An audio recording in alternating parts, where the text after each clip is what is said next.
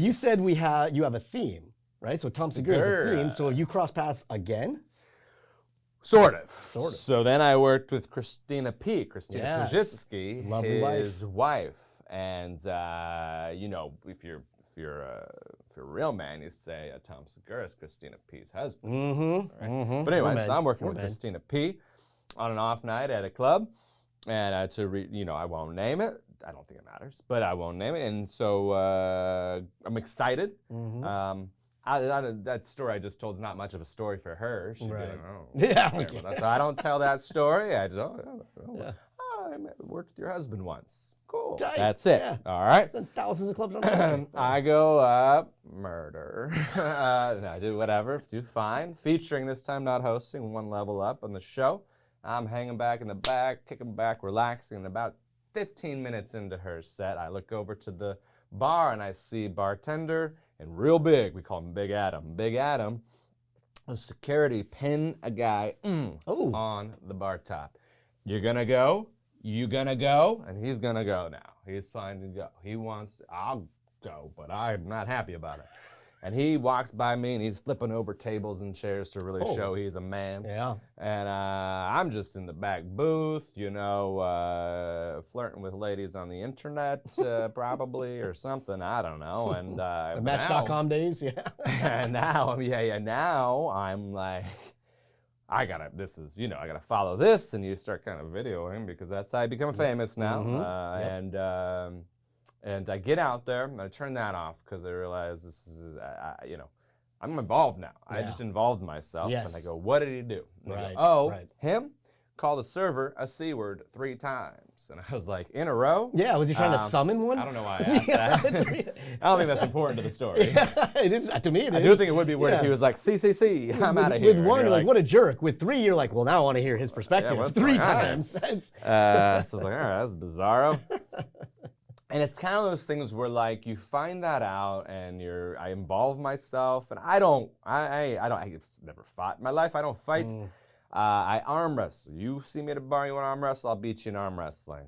You hear that? All right. Open challenge. I will also probably give myself golfer's elbow right there. Every single time it happens, a little right there, and it's a real bummer. So I should never arm wrestle at a bar, but I continue to do it like a D-bag. But it's the only thing I can win. That's, right? And so I'm in this moment, and now I've involved myself. And it did flip a switch, though. She's very sweet. I knew her well.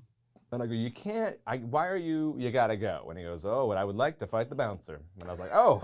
Well, he would love to fight. I'd like that also. We would all love that. Yeah, he just pinned you against the bar top. He'd love to come out. Why don't you throw out 3 more C-bombs and let's see where this goes. But it's that thing of like, I said some version of, well, how about me? I'll knock you out.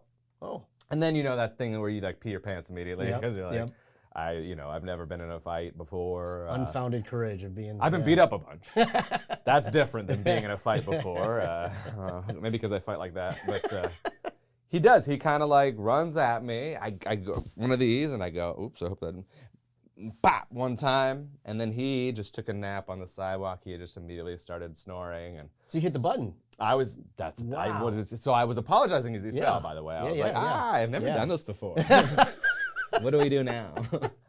And his girlfriend came running over, and she's like, "Dang it, Ethan!" Like it happens every night. Like it's like a regular occurrence. And my friend Chad Denick, a little shout out to Chad Denick. He called the police, like Chads do, and. But I mean, that's the right thing to do. It's the right call. Yeah. Oh yeah, 100%. And I was like, that's the right thing to do until I heard him. He goes, oh, we're good. The comedian just knocked him out. And I was like, all right, well, you can hang up now. Like, don't keep reporting crimes when your friend has become the criminal. I think he's got a gun on him. I think you're telling on me now. Yeah. So, and they kind of pulled him aside, and Luke Severide was there. Luke's amazing. He's like a metal version of me in terms of looks, and he looks like he's, it looks like I could have probably been like, this guy. I didn't know. And they would have been like, that seems about right. And they were friends, were trying to pick him up and pull, and we were like, he needs a nap. And, I would have said, listen, this made me feel amazing, great, whatever. Like I would have assumed that, I should say, but it sort of did it. And it gave me this real anxiety, and I didn't feel great about it. Went back in. People were like, "Does your hand hurt?" And I was like, "No." And they're like, "Oh, you know where to hit a guy." And I was like, "Yeah." No, don't know where to hit a guy. And I still don't, because my eyes were closed the entire time. But I think somewhere in this vicinity. Yeah. But I did. I found a spot that turned the lights out and also didn't hurt my hand. My hand never did end up hurting, because it just was this little soft spot in between. And caught him there, and we're taking shots and having a good time. And then the manager came over and he goes, hey, you might want to check out a Facebook post from the owner. And I was like, oh boy. The owner? So I go to the Facebook post. It was actually a Facebook post from a comic. There was a little misunderstanding. A comedian posted that something had occurred. I can't remember if they said specifically the details. And in hindsight, I should have let him leave it up. But I asked, I was like, "Are you want to take that down?" Yeah, it's a reasonable call, you know. But it isn't that what's going to really happen, except for maybe someone come back with a gun, like you said. Yeah. So I go, "Hey, I don't know about that," because then the owner commented, pretty disappointed I wasn't at the show tonight. Not left that comment. And I read that and I go, this club's very important to my career. Right. This was silly. I don't know if you know, businesses don't like it when their employees punch people on the sidewalk in front of their Especially guests. Kind of crazy. As first I learned of this. So I sort of packing my things up and someone goes, no, come here. And then the follow-up comment she wrote, "I heard it was a real knockout performance." And I was like, I'm back in the game. Let's go. Shots on me or off of me, whatever you guys want. And that, should be the end of the story. I was a little nervous the next day, head on a swivel. But I don't live in Tacoma. We didn't have another show. It was a one-nighter, like a Tuesday or a Wednesday, so it was not a continued weekend. This person's not going to be able to find me. Yeah. Certainly doesn't remember anything, Right. And so about a year and a half later, I get a Facebook DM. Maybe 2 years later, I had done the bit and posted it on the internet. I did it as a bit. Sorry, I'm telling a bit, but this is the real story of it. The bit's a little different. And so I get this DM, and it goes, "Hey, I just watched a video of you at Blank Comedy Club talking about knocking somebody out." Was that at Blank Comedy Club? And I go, "It was at Blank Comedy Club." He led you into the questioning. Well, first of all, interesting. I get the story a little. I ignored the DM, but you can see that I saw. So an hour later, he writes, "I'm judging by your lack of response that it was at Blank Comedy Club.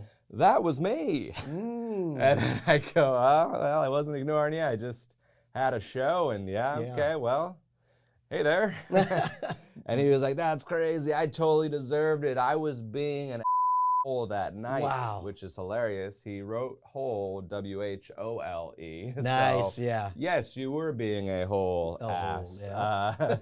And I go, "Yeah, man." He goes, "In my defense, I was crazy drunk, and I don't remember it. And I don't think I was that mean to this, but I get it, whatever." And then he goes, "My friends, when I woke up, I was like, what happened last night?" And they were like, "The comedian knocked you out." And I was like, "The girl?"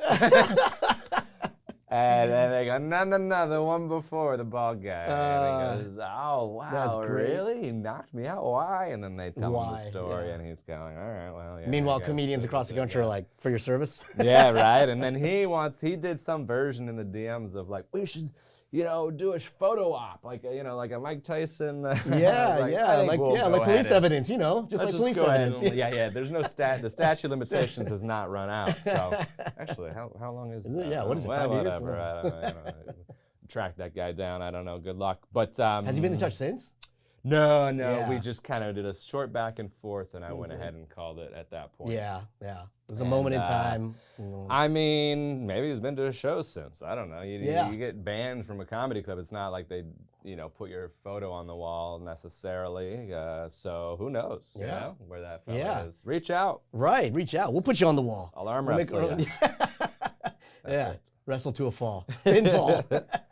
So Christina P, you know, I tell her, oh my God, thank you so much. That's wild. That was you. That's crazy. I heard about it when I got off stage. All these things. So she didn't see any of that. None of this, because it's all on the sidewalk. It's on the sidewalk. She's in the so green I'm room. going, Yeah. oh baby, she's gonna talk about this For years. Yeah. on the podcast with Tom, your mom's house, right? I believe.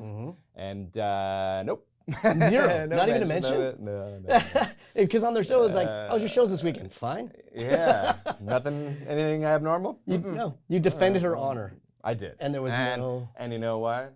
No FOMO on that one. No. I did not miss out. I got every last every bit part of of it. entertainment.